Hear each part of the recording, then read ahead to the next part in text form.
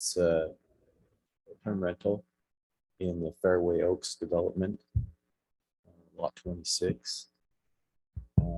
The owner, Deveri Thornton, she is currently using the property as a short-term rental. But since we do have this forest residential free zoning, which permits a short-term rental via a conditional use permit, that's the direction she has gone to get a legal operation going. Yeah, there was a phone call from Shanna Francis a couple of days ago, I believe it was. Was it Friday? It was Friday, yeah. And I guess there was a question raised by someone in the HOA, part of the Fairway Oaks HOA, mentioned that they had voted to remove nightly rentals as an approved use just by HOA uses. That really doesn't change the application we have today, and I did forward that question on to the owner, Deveri Thornton, and her response was that those properties that are currently utilizing their short-term rental allowance are allowed to continue, but any new short-term rentals would not be permitted by the HOA regulations. Yeah, that's what I'd heard from the HOA, was that they're going to grandfather her and the last person in, but then they're not going to allow any more nightly rentals. Is that your understanding? That is my understanding, yes. Okay. And on that note too, if we did have an application come in that was not grandfathered, we'd still have to hear it. And then it'd be up to the HOA to enforce that or not, just because that's out of our realm.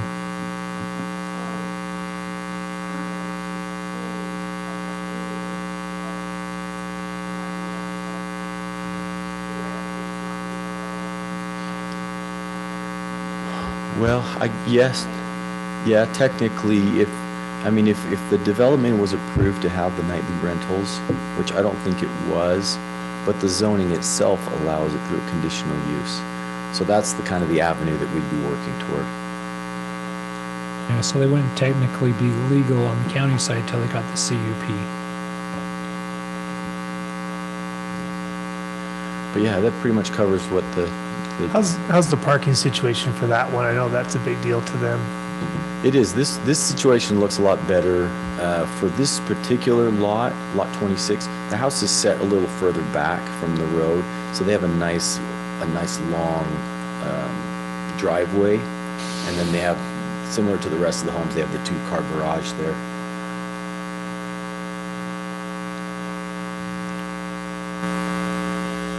Okay.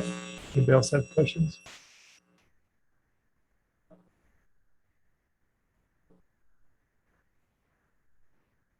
To my knowledge, I want to say there's 3 that we've permitted through conditional use permits. Yes.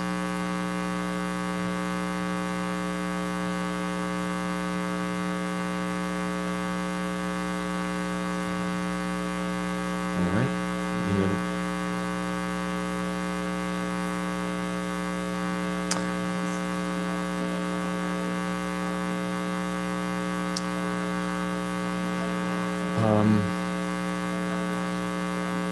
She did forward me that through email, and I'll have to bring it up.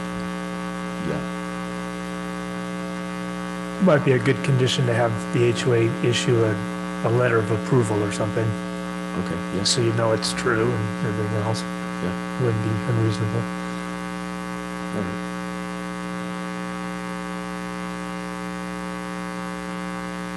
Okay, anybody else on this one?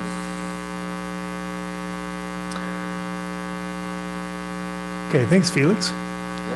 Appreciate it. Tammy, I guess you're going to be discussing the second item on our agenda, the Westwood Homestead Subdivision. That is correct, Commissioners. I think this was recently brought before you for preliminary. If you recall, if you've had a chance to look through your staff reports, there were no conditions that needed to be met prior to coming before you again for final. Just a quick overview. This is a 4-lot subdivision located at the far east end of 1900 North, right where 7800 East catches it. There is a previously approved alternative access. So they'll be coming in off of 1900 North. There will be some road dedication there. And a substandard road agreement will be recorded with that as well, which essentially is a deferral agreement so that when that road is brought up to standard, the developer or the property owners rather will be responsible for paying their proportionate share of installing that. The applicant submitted well permits with their application initially, and they are, I think the question was brought up about irrigation, secondary water. The order of the state engineer has allowed them, I'm sure through some approvals from Weber Basin as well, but they have allowed for a portion of that acre foot of water per lot to be used for irrigation purposes, which comes out to about 7,900 square feet. Where this subdivision was submitted prior to those changes in our subdivision code that had more strict requirements regarding water, planning feels that that's all we can really hold them to at this point. Do you have any questions for me on this one?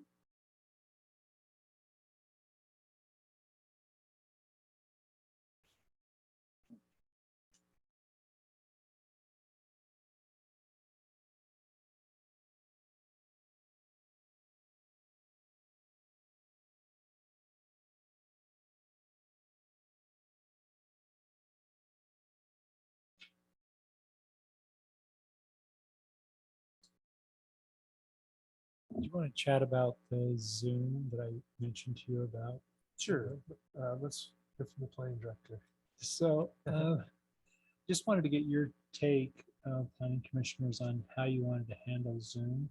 So the county commissioners, they've opted to remove the Zoom option in their meetings. But one thing I was thinking is that it's nice to have that first work session meeting via Zoom, so that you don't always have to be coming into meetings, and still keeping that, but maybe on a regular fourth Tuesday meeting, we just eliminate the Zoom link. It sometimes creates a bit of conflict when we don't have it fully functioning perfectly. Sometimes there's echoes in the chamber and problems that way with public being able to hear correctly. And so if we just eliminate that on a regular meetings, it might kind of clean things up, but have that on a regular work session meeting still via Zoom. I want to get your take on that. Comment for that right now, just because COVID cases are still spiking. I'm wondering if we would want to wait until that turns a corner again, because I hate to alienate maybe some people that have conditions or are older from participating because of their hesitancy to come into the public domain for the meeting. No, that's totally respectable. I personally, for the most part, think we should just keep it as always an option. See, Yeah, I agree with that. I'd support being in person once a month, but if not, that's fine too. But either way, we should be Zooming from now on. Okay. Or even if we are live and somebody can't make it down here because of their condition, they can still participate. But there is something a little bit better about being in person, it seems like. Either way is fine with me. Okay. Perfect.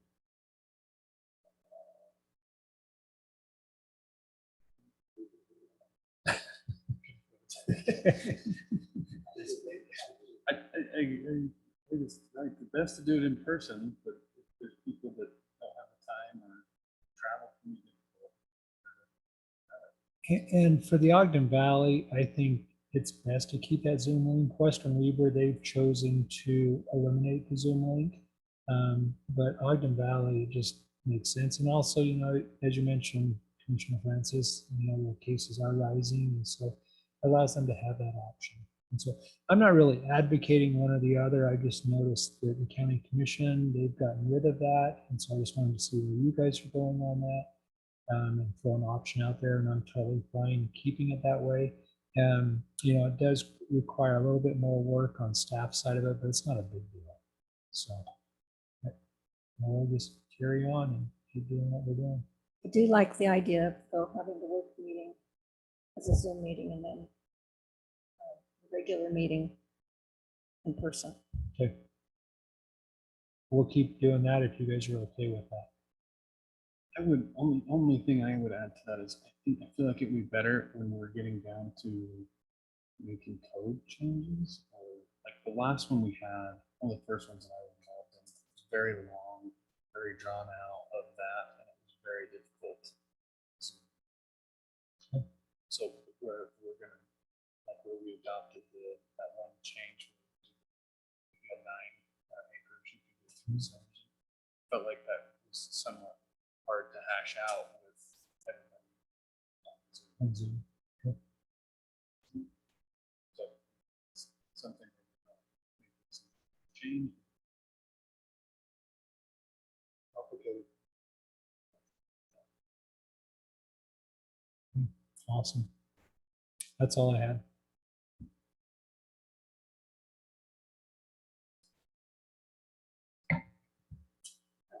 May I make a comment before we begin to? I would like to suggest this evening, bring that up to the rest of the commission about getting on the agenda, the short-term rental issue and a possible moratorium.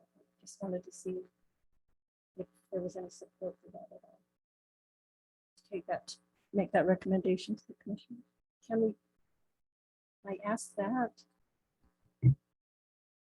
You can ask if it's okay to put it on an agenda, and if people are okay, if the other commissioners are have any feelings about that, yeah.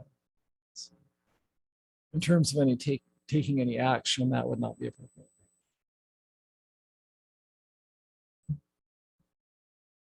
Just so you're aware, on the short-term rentals, what the county commission has asked us to do is they have a request for qualifications for the third party, and we're getting that out to the different third-party entities to get that back to us so that we have a price on what that's going to cost, because they want to know how much it's going to cost per license before they actually hear that again.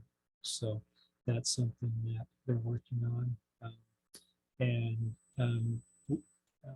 Sean met with Jan Fulmer today and explained that to her as well.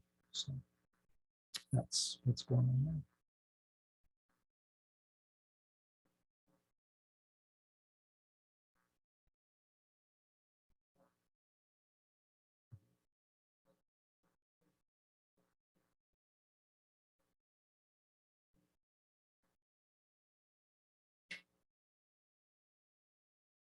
You know, that's a possibility, but you may recall that a recommendation was forwarded on from the Planning Commission to the County Commission for their review, and that's to leave it as is, but basically looking at the existing restrictions for STRs that we had in place, looking at how do you address parking, how do you address the secondary effects. And that was a positive recommendation that was forwarded on from the Planning Commission to the County Commission, but they haven't considered that item yet because they've asked for that request for the cost from the different third-party providers, and then we'll put that back on the agenda for consideration.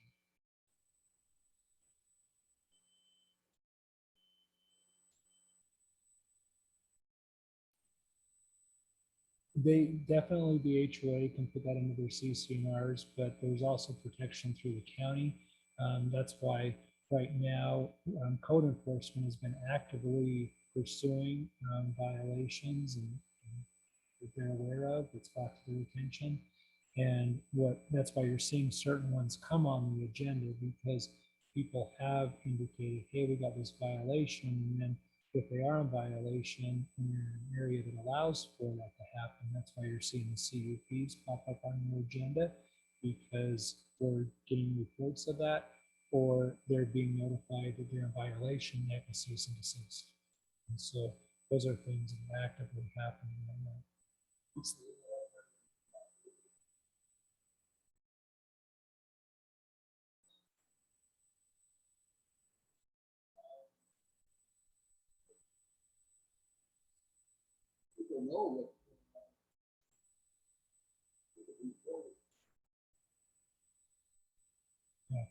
And that's something that we'll be doing once the county commission makes a determination on where they're going to be going with it. But right now, we're still waiting for them to make a decision, and they've asked us to hold off on the county doing that. But we are still taking care of any violations that come in and educating the public. And like I said, that's why we're seeing certain things come on the agenda, and we're also telling certain ones that got to cease and desist. What's the cost that you're mentioning on the third party? Is it a third party like violation type service? Is that what you're mentioning? Correct, and that's what we're trying to figure out on what it's going to cost the county to hire them, and then the county wouldn't be paying for it would be the short-term rentals that are paying for it through their fees. So that's something that we're looking into, and we're trying to get that tied down and then take that to the county commission.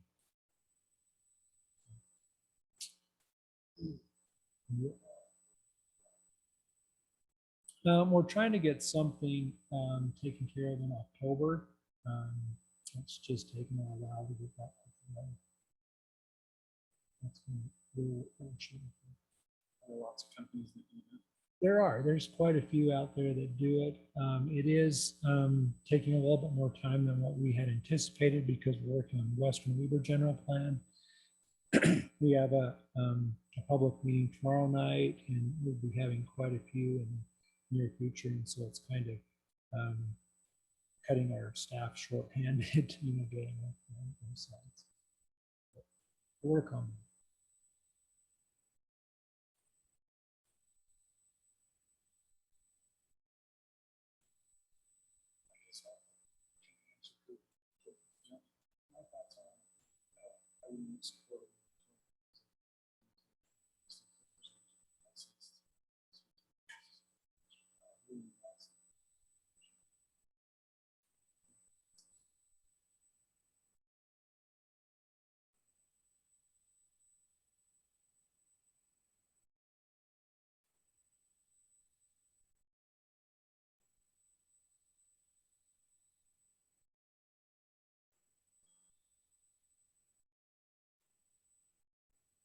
And I'm not sure exactly where the county commission will go once we get that, but that's the direction they've given us, is to provide that information to them so they can figure out how much that's going to cost. It may or may not be. I don't know. Is what I'm saying. So hopefully it'll be soon, because I think we'd all like to put this to us. That's good. It's kind of like a tacit approval if nothing happens, but it sounds like something is happening, so it's not a tacit approval. Thank you. Okay, well, let's go ahead and start our official meeting for September 28th, 2021. To Weaver County Planning Commission, Ogden Valley. Let's go ahead and do the Pledge of Allegiance.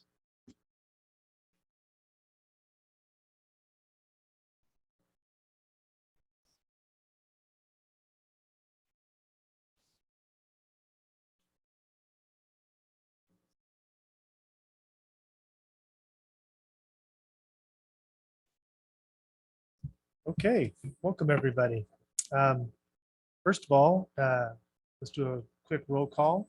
I think all the commissioners are here except Commissioner Lackey. So we have myself, Commissioner Lewis, Commissioner Francis, Commissioner Torman, Commissioner Burton, Commissioner Schuman, and Commissioner Howell. There's no minutes to read tonight. And I need to ask, does anybody have any conflicts of interest or ex parte communications with the two items on the agenda? Hearing none, and there's no consent agenda. So we'll go ahead and hear our first administrative item, CUP2021-15, consideration action on the conditional use permit short-term rental in Fairway Oaks. Felix will be presenting. Yes, good evening, commissioners. So I'd like to just express my gratitude to begin with the time you take each evening or each month to review these proposals. What we have before you right now is a request for a conditional use permit. So you can see in this aerial image, you have lot number 26 of the Fairway Oaks. The address for that one is 4819 East, 3925 North in Eden. There is an avenue for the homeowner to apply through administrative application through a conditional use permit. And what they're looking for is permission to legally operate the short-term rental.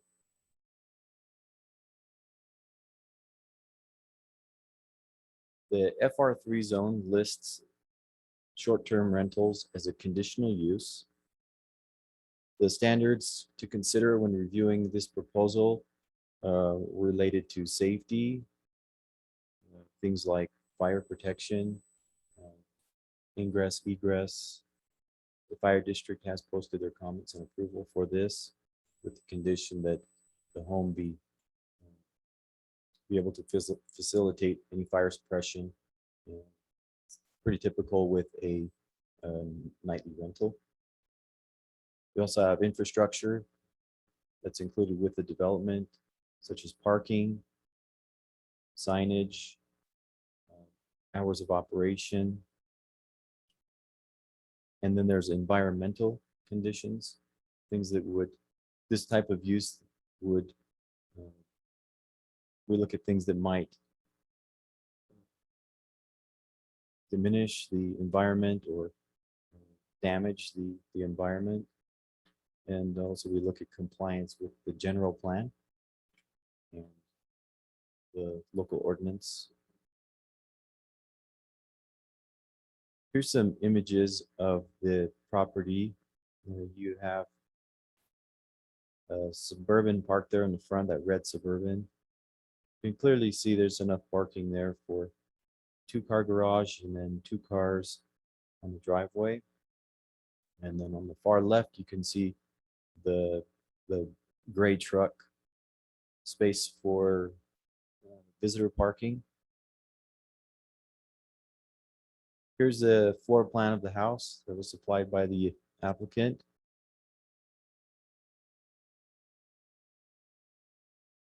Here's the basement, finished basement.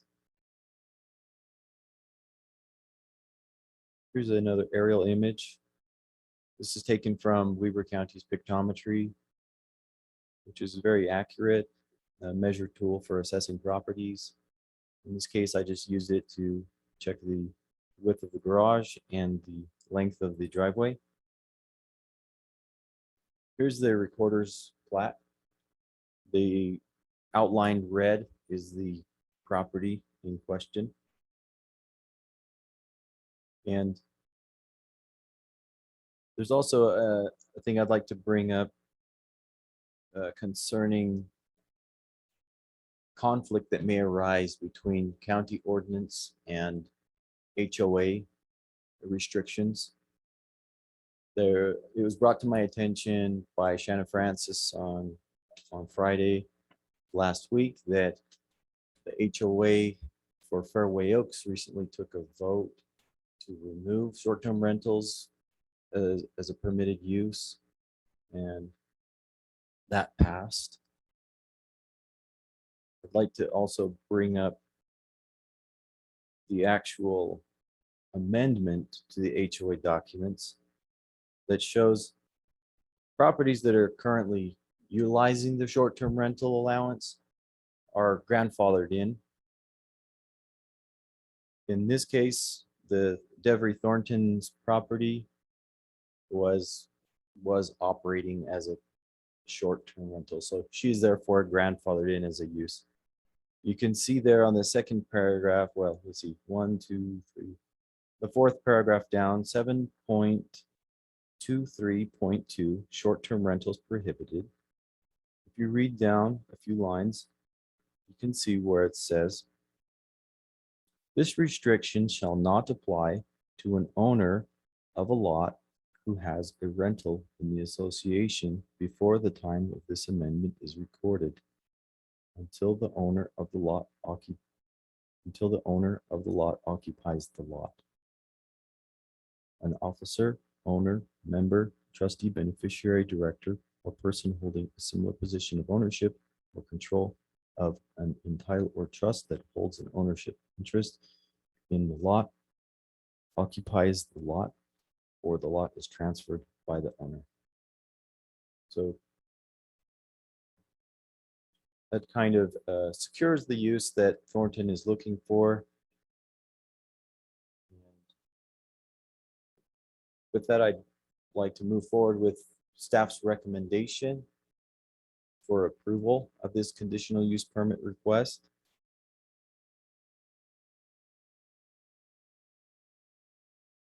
I'm going to bring up the staff report to show those conditions of approval.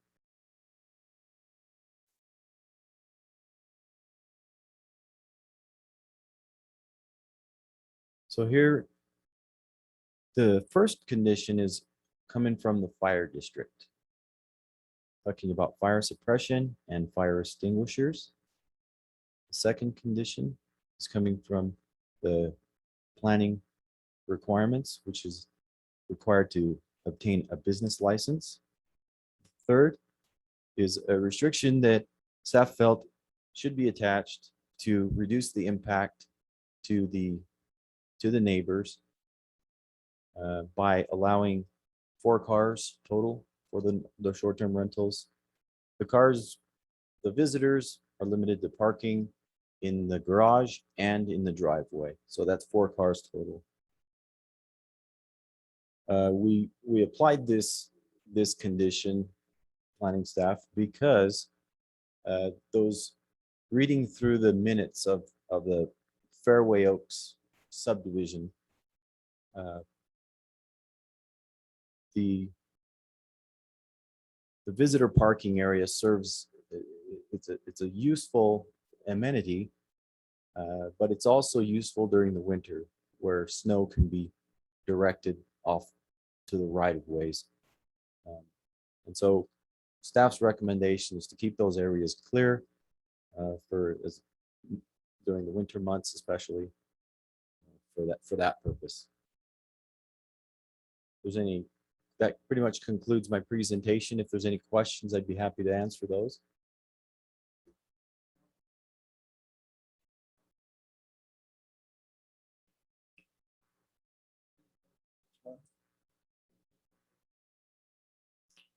Yes, this one is making it under the wire. My understanding of the HOA verbiage was that if you're currently using your property as an HOA or as a STR, then you can go ahead and continue to do so. Yes, that's correct.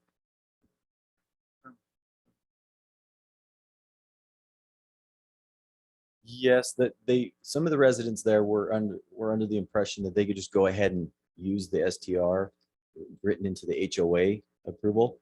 But if you look further into county ordinance, it requires the conditional use permit. So this applicant here is doing it through the proper channels.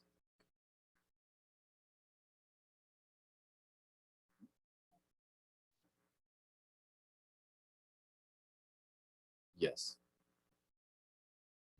This one didn't have to have already been permitted, is what we're saying.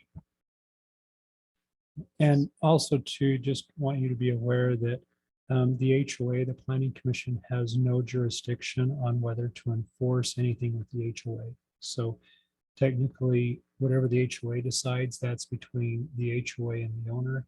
You're just looking at the county ordinance. That's what the Planning Commission's purview is. So as far as the HOA, that's not within your purview. So does that mean now we know the HOA doesn't allow STRs? So yeah, whether they allow them or not, our ordinance allows for them. And so you'd have to go through the approval process of the county. And then if the HOA allows them or doesn't allow them, it's totally up to them. But you only enforce the county ordinance, not the HOA. Okay, so if an application came for the same thing a year from now, brand new STR, And you felt like you could approve it based upon county standards, you'd approve it, but it would be denied through the HOA. County has no jurisdiction over it. Correct. It'd be a Yeah. civil issue. Correct. Okay, so the county, we don't even care what the HOA says. Unfortunately, that's We the give it- case. Care. We care. I don't want to be No, we don't care. hard This is a hearted, but conflict between, because we've had discussions on if the HOA doesn't approve it, we weren't gonna approve it. yeah, and we We're gonna- can't base any decision based upon what the HOA says. We can't make an approval conditional on the HOA No, not having a conflict. right. It's basically on our ordinance. And We have to go And off the of. training we've received is to the effect that we have to approve it unless there's a real strong reason not to approve it. Yeah, you're basically looking at the requirements that Felix had up on the screen with the conditional use permit. You're looking at the safety issues. And if it meets all of those check boxes, it has to be approved. Chair, I have a question. So are there any, could the county legally adopt language or ordinance that says that we do look at HOA? Is that legally to do? If we did something like that, trying to think, because it seems like this has come up before. It seems like that could be an option. I mean, I would want to look into that. But that may be a possibility. I do know there are restrictions in some cases in terms of what we can sort of delegate is not the right word, but allow private entities to control. That may be a possibility. We'd have to look into that. If we do that, it does go into the enforcement issue.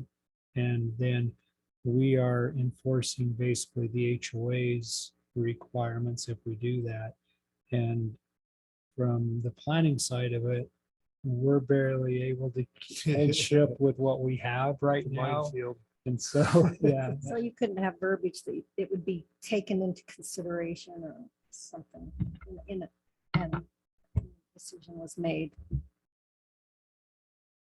Well, I mean, I know that has come up in the discussions about what an ordinance might contain.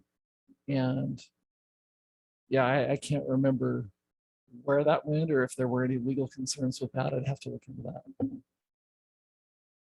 Wouldn't necessarily be enforcement if the approval of the conditional use is so long as it doesn't conflict with HOA. Right. And Applicable HOA. That doesn't mean the county has to enforce it. if it were denied because of that, then the county would have denied it and we would be enforcing our own denial, is what you're saying. We would not be enforcing the HOA restriction. We would be denying it. And then if someone Because used the it, conditional use was based upon, so long as it doesn't conflict with the HOA requirements. well, we would deem, well, so you're talking about approving it conditioned on no conflict existing. Yeah, that would get into the, So any approval here on future ones, even though it's legal with our laws that we have, the HOAs would trump it. Deny it. and the HOA would have to enforce that. Gotcha.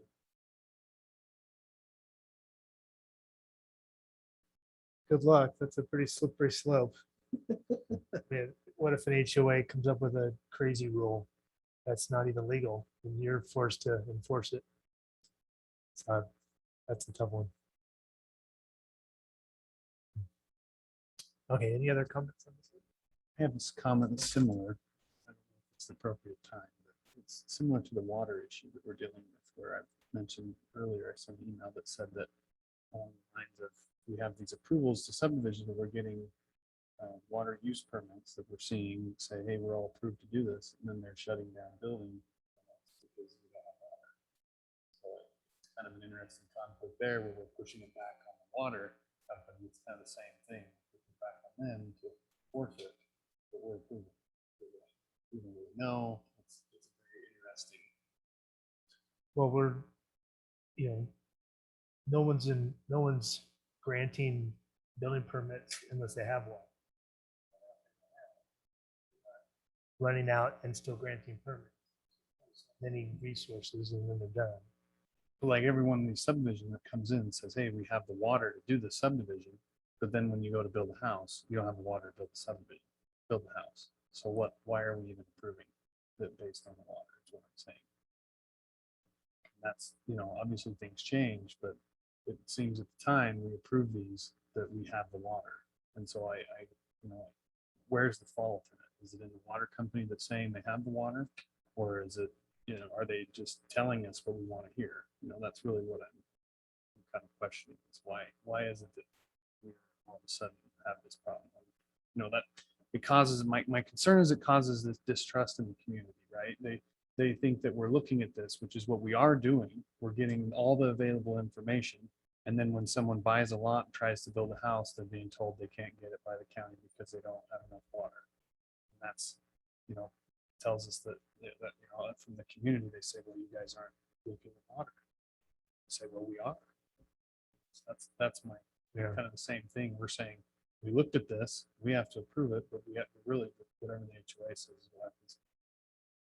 Similar.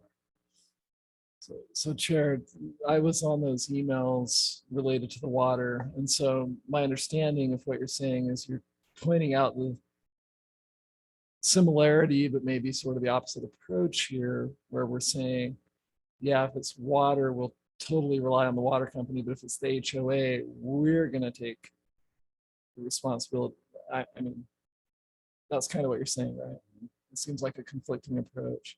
I think part of the distinction there is the water companies are given authority in statute to approve plats, and they do have more of a, I guess water is different from a short-term rental question. Water is a fundamental necessity, a health safety issue, building regulations require it, all that stuff. Anything related to short-term rentals is not, I guess, elevated to that status in the same way that water is, as far as what counties would look at in approving either a building permit or a subdivision or something like that. I don't know if that helps or not, but I see where you're coming from and seeing it as similar, but they are kind of different.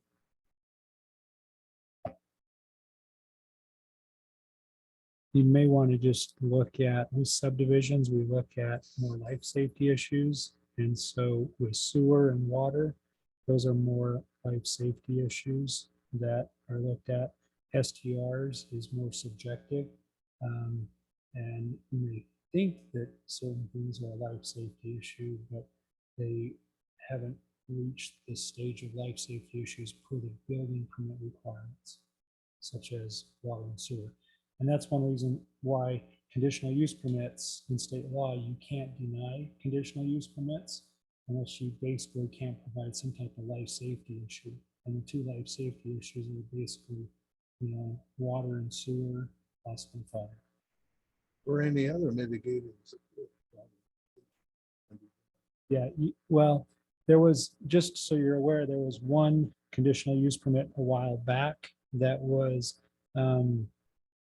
it got a denial on it, but then it got taken to the Board of Adjustment and they ended up approving it because there was no evidence of a life safety issue associated with that. And so that's a critical thing with conditional use permits, that, as we've done some training in the past with conditional use permits, is it's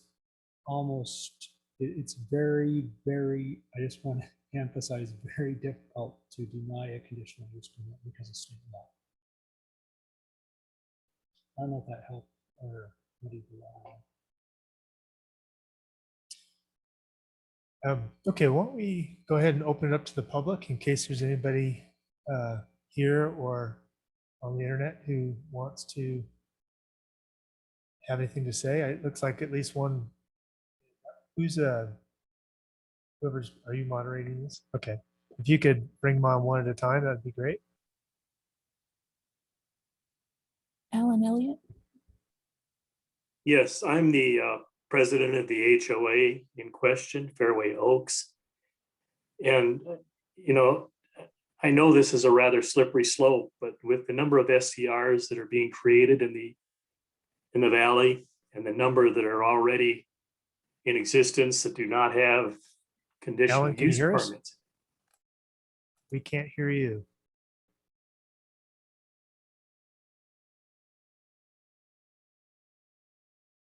Yeah, unmute. Okay, I'll hit another unmute. Can you hear? I'm hitting unmute. Are you certain I'm open? Because I'm showing it as being unmuted. There we go.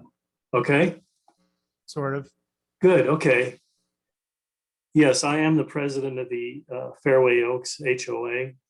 And I know this is kind of a slippery slope, but with the number of STRs that are out in the valley right now, who knows, maybe over 1,000 of them, and the number that actually have CUPs, as we do go into issues as it applies to water, as an example, if we're talking about basic infrastructure, I was looking at even the current CUP application where we are saying, well, you can have 4 cars there because we know there's going to be family reunions and that type of thing. As we go into more and more STRs, it would indicate to me that we're going to need, more and more water to supply to people who really don't care that much about whether or not they're using the water, and some other issues. And then the big issue, in addition to parking, that we've never really talked about a lot is the issues of safety and security,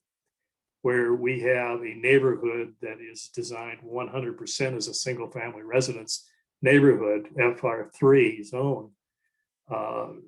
We have a retired policeman who lives in this neighborhood who's quite concerned about the number of people that he sees or has seen in the past coming and going, and we have absolutely no idea who they are. And with limited enforcement in the valley, where we only maybe have maybe 1 or 2 sheriffs in the area, and if we actually did need somebody, it takes a while to get somebody here. So I think we are talking about some very basic standards as listed for approval of CUPs that involve safety and security and infrastructure. So I think it's something that, as we look at whether or not the county can enforce CUPs in an area, in an HOA like ours, it really does bring up some concerns on our part that if we in fact have to try to enforce, it means that we may have to take civil action, which now is going to create a significant expense to the HOA. And when you're in an HOA that only has 37 owner or only 37 units, that could impact our cost of in our maintenance dues. So I think there's a lot of things that need to be concerned with, that we need to be concerned with the county not helping us to enforce the CUPs. That's my comment. Thanks, Mr. Elliott. Anybody else?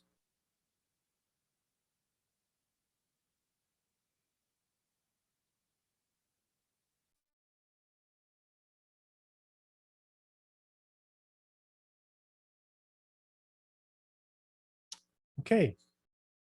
Not hearing any other, I'll go ahead and close the public meeting. Back to the commissioners. Any other questions?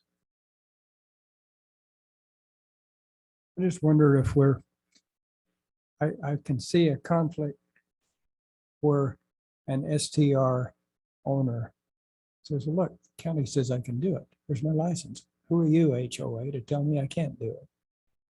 And now they've got a battle. Well, HOAs, they have to sign a contract anyhow when they join or are in the HOA, and they have to sign. They will abide by the laws in the HOA. Right. But I'm just just as a practical matter, I can see some guy coming down waving his permit, says county it'll says I happen. get to do it, Oh, it'll happen. quit bugging me. So, They don't have a covenant for sure. so they'll lose, but it's gonna be. They'll lose, and if there were some language could be put in the conditional use permit, that this is permission from the county, but if it conflicts with HOA, you may have to deal with them or something to just alert them. They've got to pay attention to both the county and the HOA and maybe avoid expensive conflicts arising. And that's definitely something I can bring up to the county commission as they look at the STRs and how they want to consider something like that. But ultimately, it does put the county in a weird situation because typically we do not enforce their CCNRs. No, I understand that, and but it would be a little, for your information. Yeah. The HOA may have a different opinion and you've got to satisfy both. Yeah, ultimately, the HOA can decide yay or nay. And they can close the door or they can open the door. Right. The thing of it is, when you go in and buy a house in a neighborhood and they have HOAs there and they present, this is what we require in this neighborhood, the HOA, and you have to sign it. And so they're agreeing with what the HOAs is saying, and then they don't want to agree with it later, maybe. And then that's a civil thing. 67% of any group agreed to something. That's impressive. Okay, I'll go ahead and entertain a motion. I'll make a motion on this. I move to approve petition number CUP2021-15 conditional use permit for short-term rentals at 4819 East, 3925 North, Eden, Utah. 0.14 acres, FR3 zone, forest residential. This approval is subject to all conditions and recommendations listed in the staff report and to all state and county agencies' requirements. This motion is based on the findings listed in the staff report. Brad Jeppsen is representative. This use permit can be revoked if any violation. That's stated. Do I have a second? Second. Okay. Any other comments? The language of the staff recommendation would have us approve. There are just three conditions here that are imposed. Would lighting ordinance, does that come under required by reviewing agencies? Yeah, that's an ordinance requirement and they have to abide by that. So it's Just like they'd have to comply with any landscape requirements that are required there. Any setbacks that they may do to the building, those are just ordinance requirements that they have to adhere to. Yeah. But if you felt more comfortable putting that in, you definitely could. It's not saying that you can't.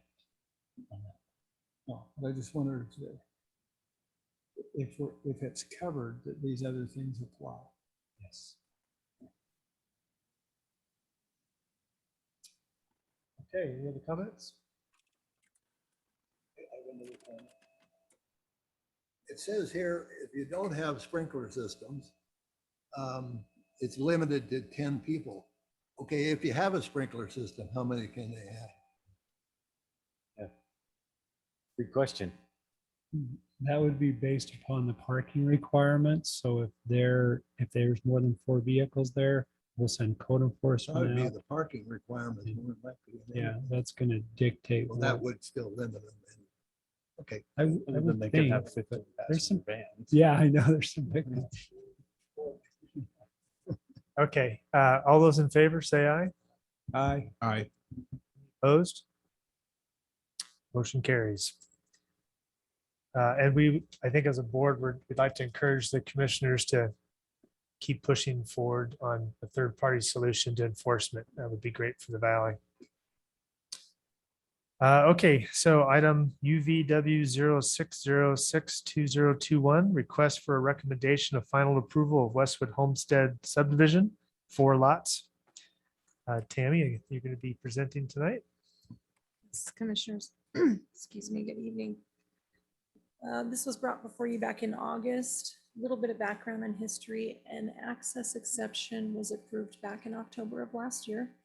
With access exceptions, the applicant has about 18 months to kind of continue development forward before that expires. And this would be the next step. We do at times approve them concurrently, but for this particular application, we received the application in June. It was presented before you in August for preliminary approval. As you can see, this is a 4-lot subdivision located in the AV3 and FV3 zones. The subdivision itself is a little over 14 acres carved out of 190 acres. And the subdivision itself is actually located in the FV3 zone. I'm going to kind of show you the lot layout. Hopefully that gives you a little bit of a good idea. You've got 1, 2, 3, and 4 lots.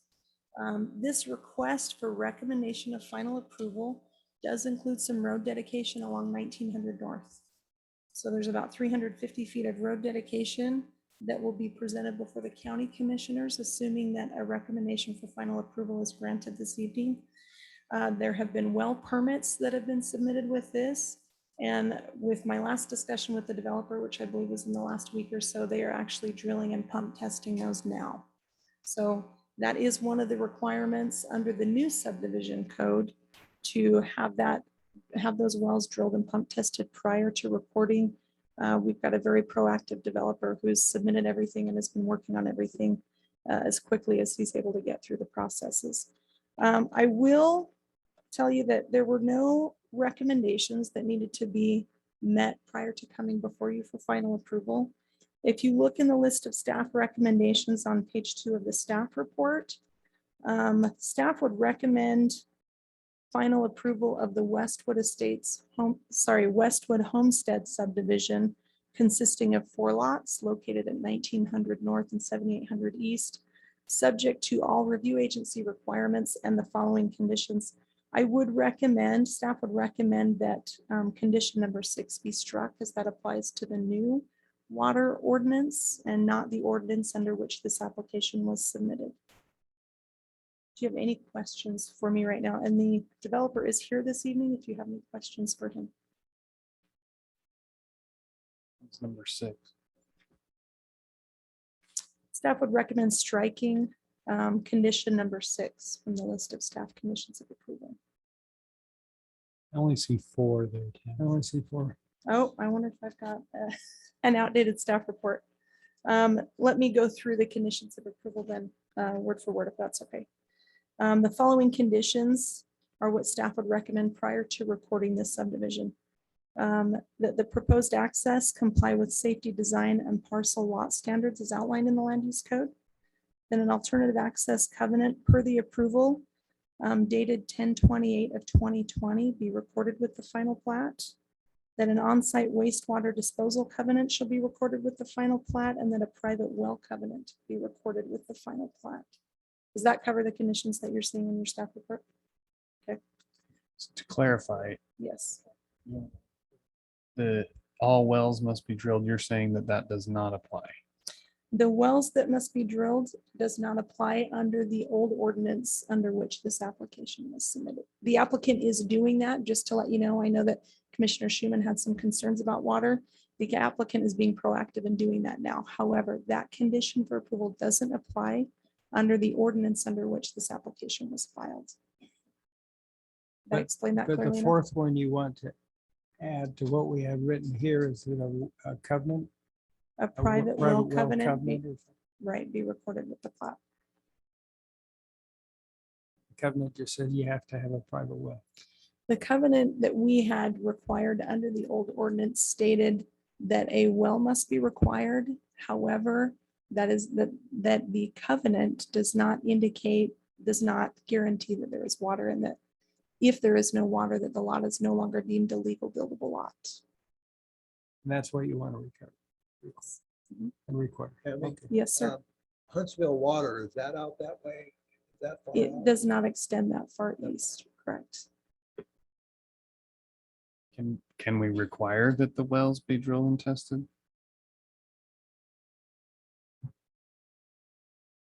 It was not in the old ordinance, so it wasn't a requirement, is what you're saying, at the time the Correct. application was received. Right, And the this app- isn't a conditional use application, it's a subdivision application, so they were entitled to the law as it existed at the time. And if they complied with those requirements, then they're entitled to approval. Under the old ordinance, they had to drill one to show that there's water down there.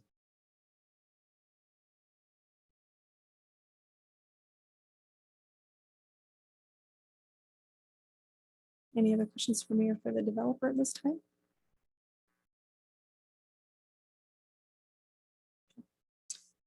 Let me go ahead and open it up if there's no direct questions for the developer. Let me go ahead and open up to the public. Is there anybody on Zoom or from the public who would like to speak to this?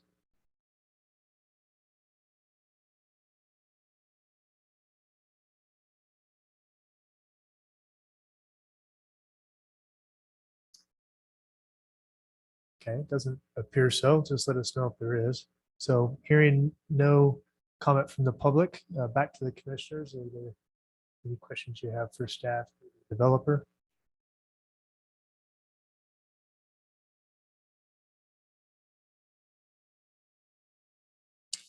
Okay, I'll entertain a motion.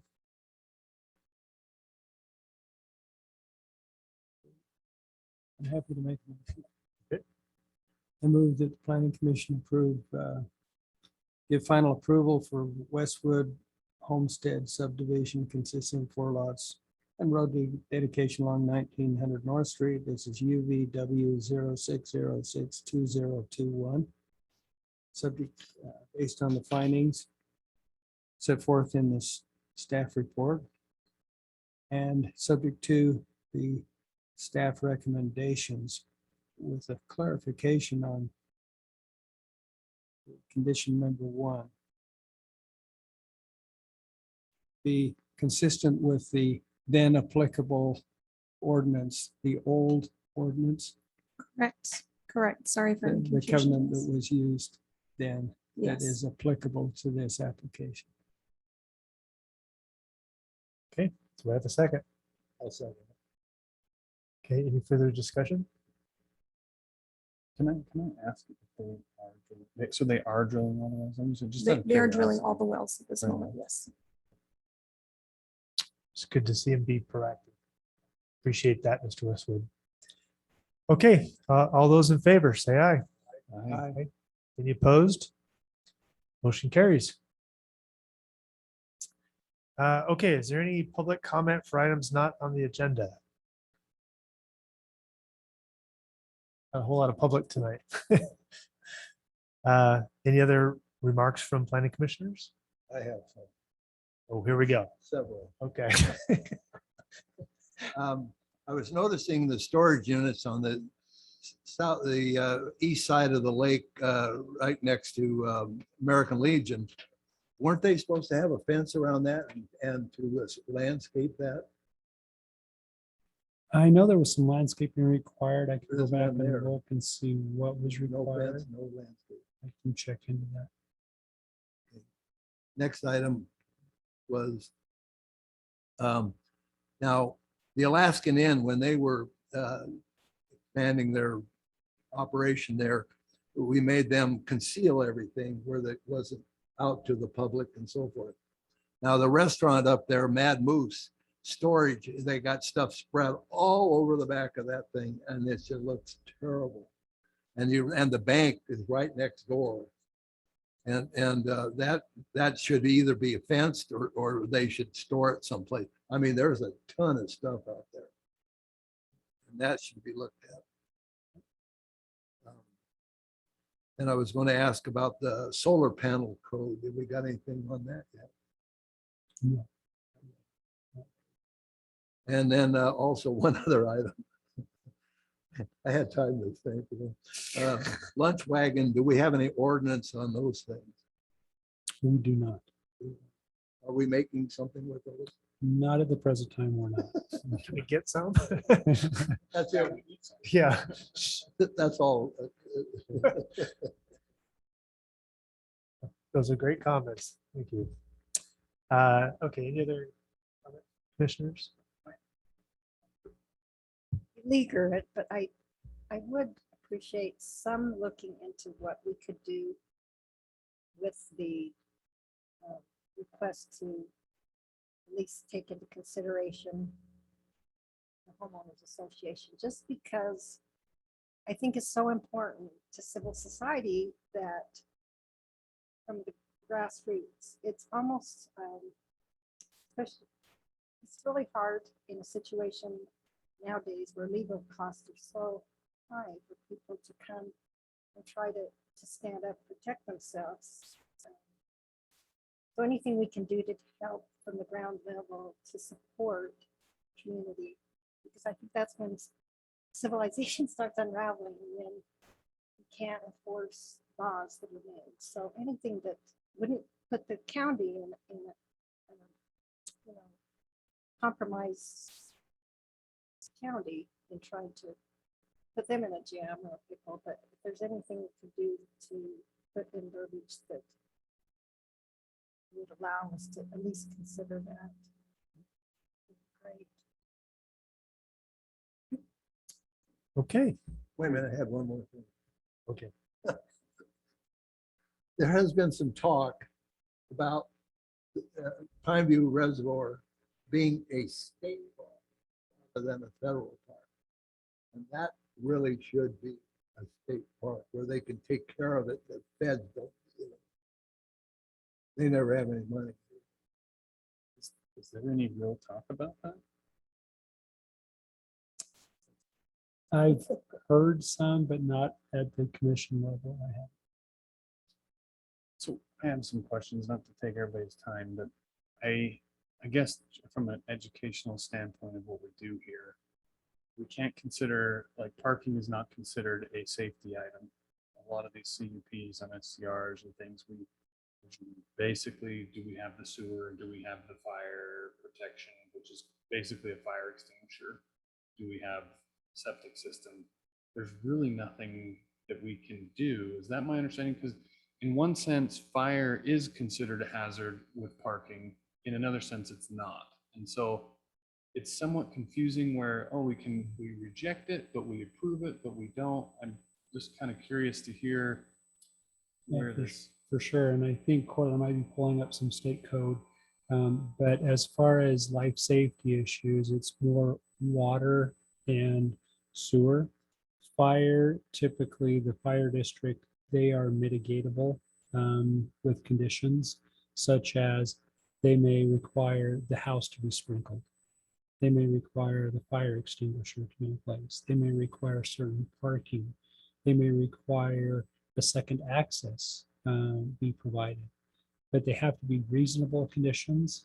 And if they're not reasonable conditions and you deny it based upon you don't think that code enforcement can enforce something like that, that's probably unreasonable. But if you find that they can't provide adequate life safety issues, then you can deny it based upon that. But typically, it's very rare and few and far between, because those life safety issues are typically those two main things: sewer and water are your main life safety issues.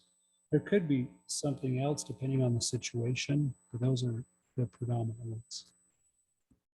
Yeah, let me expand on that a little bit. So we, of course, are subject to state law, and the state code on conditional uses puts the requirement on counties to adopt land use ordinance that includes conditional uses, and we cannot impose a standard or requirement on a conditional use that conflicts with either a state or federal law. And in order to enforce a condition on a conditional use, we have, well, let me just read it.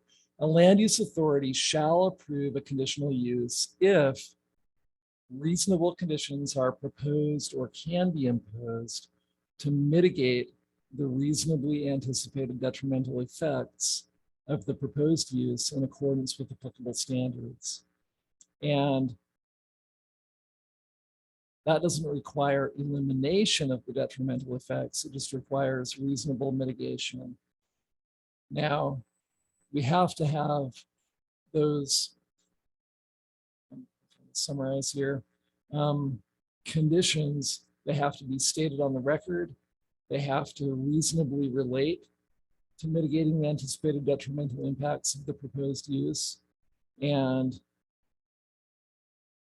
then we go, let's see, there's also some other like cases and stuff that talk about how it has to be based on facts. It can't be based on speculation or public clamor. Like if people come in here and just say, oh, this and that will happen, that's not good enough. It has to be based on something reasonably supportable from facts that you have before you, if you're going to impose conditions. Now, there's also a requirement that it has to be based on standards that you already have that can be generally applied, which is why in our ordinance, we have a section 108-4-5, which is conditional use standards.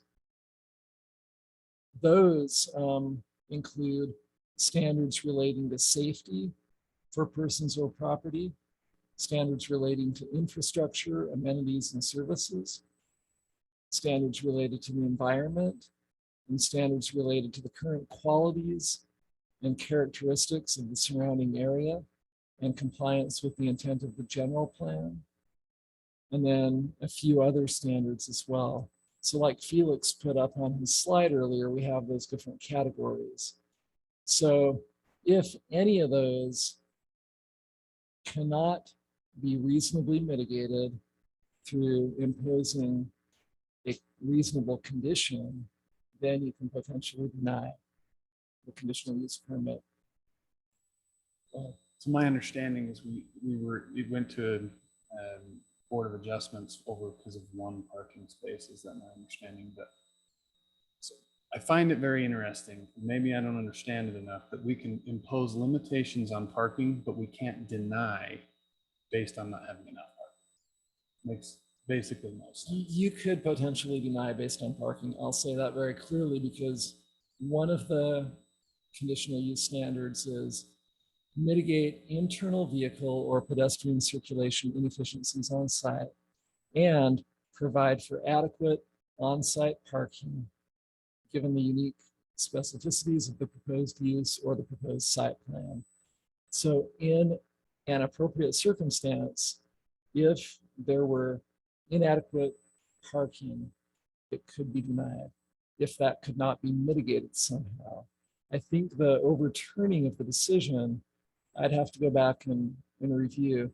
I think it was either because there was not sufficient consideration of what could be used to mitigate it, or because it wasn't supported enough by factual evidence. I think it was one of those two things that led to that being overturned, either unsupported or it wasn't proven that it couldn't be mitigated somehow. And if I remember correctly, in that situation, the fire district had approved it based upon the parking requirements and that no parking be placed along the street, signs be installed. And they felt that that was sufficient to meet the requirements of the conditional use permit. I think that case that was talking about was that it was STR and that the streets were too narrow and there wasn't only one parking spot where they could have 10 people. And I think that's when it was denied. Correct, but because the fire district was the approval body and they determined that it wasn't too narrow and that it still could meet the requirements, they are the basically experts that we rely on to make that determination. And where they had made that determination, the planning commission went against that. That's where the Board of Adjustment overturned that. Does that make sense? So I would encourage you all to read section 108-4-4 and 108-4-5 of the county code. Because that talks about the decision requirements, which really mirrors state law. But it does make it very clear that, and I'll just read this word for word, if the reasonably anticipated detrimental effects of a proposed conditional use cannot be substantially mitigated by the proposal or the imposition of reasonable conditions to achieve compliance with applicable standards, the conditional use may be denied. Now, there are a lot of words in there that have impact in terms of what that means. But you can deny it if there is no way reasonably to substantially mitigate. So wouldn't this board be the one that would determine whether that is reasonable? Yes, and then that can be appealed, and if somebody above you reverses you, then that's what they do. But yes, you are the ones who make that determination. Bottom line is that maybe reasonable for us to deny, but not somebody else that uses that word reasonable. Right. But that also begs the question, does the Board of Adjustments meet publicly? Yes. And when they meet, everything has to, the minutes and everything, you have to be very precise, because oftentimes that could get appealed to the district court. And just by way of, training and general knowledge, and I've mentioned this before, that is one of the reasons we recommend that the Planning Commission be very specific in the factual basis for your decision. So under Conditional Use Standards, it says the Land Use Authority may apply conditions of approval related to any of the standards in this section, provided that credible evidence exists that the application of the standard is relevant to the use and the conditions are reasonable and necessary to substantially mitigate detrimental effects of the use as specified in the standard. Courts and reviewing agencies are going to look at that credible evidence. What is the evidence of, first of all, the detrimental effect? What is the evidence that it cannot be mitigated? And so cannot be substantially mitigated. Those factual findings that you make, whether it is referring to the staff report and saying this is based on the findings in the staff report, or if there are additional findings you have, those are going to be, if they're in your motion, they're going to be adopted as the findings that are the basis for your decision. And that is what the Board of Adjustment and the courts will look at in determining whether you complied with the ordinance or not. In most conditions, you can put reasonable conditions on that to make that use compatible. Some of the things that are not reasonable is, like I mentioned, the life safety, the sewer and the water. Those are the tough things. You can address those things, then you definitely have the ability to deny it. But most other conditions, oftentimes you can put reasonable conditions on there to make that use compatible. Not always, but a lot of times. Right, and there could be times when one of these other conditions that is not a life safety issue cannot be reasonably mitigated. And if that truly is the case based on credible evidence, then you do have the authority to deny. Again, like Rick has pointed out, those are going to be carefully scrutinized and potentially subject to challenge, but that is your decision as a planning commission. You have the authority to evaluate all the credible evidence that's in front of you and determine whether those detrimental effects can be substantially mitigated. So this, all those words mean we cannot be arbitrary and capricious in a decision we make. Yeah, There's got to be findings the planning commission finds that this conditions here in this situation create a life safety issue, Or any detrimental effect a detrimental effect that is listed. in based the upon the ordinance. following evidence. The road is this wide and it should be wider, or this subdivision was designed for no more than 2 cars per home, and or anything like that. So if it's carefully investigated and in the motion described based on findings that this is a problem, then it can be denied. It can be appealed and Right. somebody looks at it, but If it violates one of these standards and if it cannot be substantially mitigated. that's right. Yes. Okay. The one that I go back to before is the fire department. If the fire department gives approval and feels like it's meeting those requirements, and then you make a decision going against the fire department, they're typically our experts, like engineering. There are experts when we look at drainage and things like that. If you put on the hat engineer, that you want to make sure you have substantial and credible findings if you do that. And just like when you chose to go against what the district said, it's where it's to substantiate. So what you're saying is, if we had better facts in that adjustment, when that one was adjusted, it could have stood. Yeah. And it, some of those facts could have been if you had information that showed that the fire district was in error in their determination. But typically, if that's the case, probably the best thing to do is table it and send it back to the fire district and have them review the information that was provided to you. This is similar to the deal we did last time with where we asked engineering to review the water that we saw. Is that correct? Is it same applicable standards apply? Yeah, similar, yeah. And so if there's certain things that you don't feel totally comfortable with, by all means, you can table it and ask for additional information from whoever, that service provider is. Because the best thing always is to make sure you feel like you've got it right at the end of the day when you go home. That, you don't feel like that you have done disservice to the applicant. And keep in mind, we're talking about conditional use permit applications. So if it's a subdivision application, those requirements are found elsewhere in the code. And if they comply with those subdivision requirements, then they're entitled to approval. Which, one more question, if nobody else goes into that. We change those requirements here, right? More or less. You talk about water?